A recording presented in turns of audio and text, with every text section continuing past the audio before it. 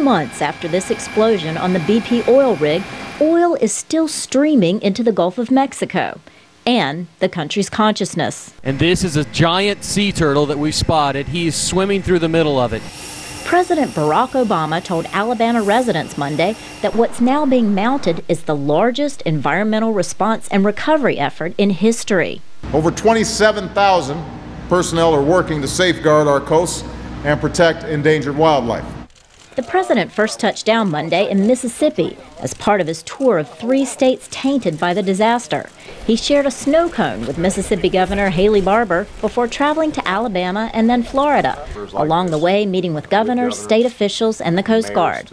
At times, Mr. Obama sounded like a tour operator. If people want to know what can they do to help folks down here, one of the best ways to help is to come down here and enjoy the outstanding hospitality. Seafood from the Gulf of Mexico is safe to eat.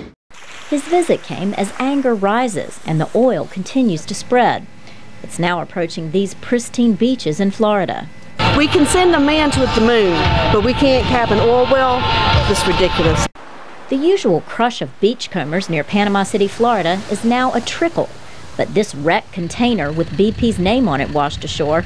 It was a real shock, and we were concerned because it became apparent that it was a 550-gallon container. On Tuesday, Mr. Obama plans to use his first Oval Office speech to address the catastrophe. Then on Wednesday, he'll meet with BP executives to discuss compensation for victims and containment efforts. And they have now come back with a plan to accelerate steps to contain over 50,000 barrels a day by the end of June, 2 weeks earlier than they had originally suggested. Laurel, Bowman, VOA News, Washington.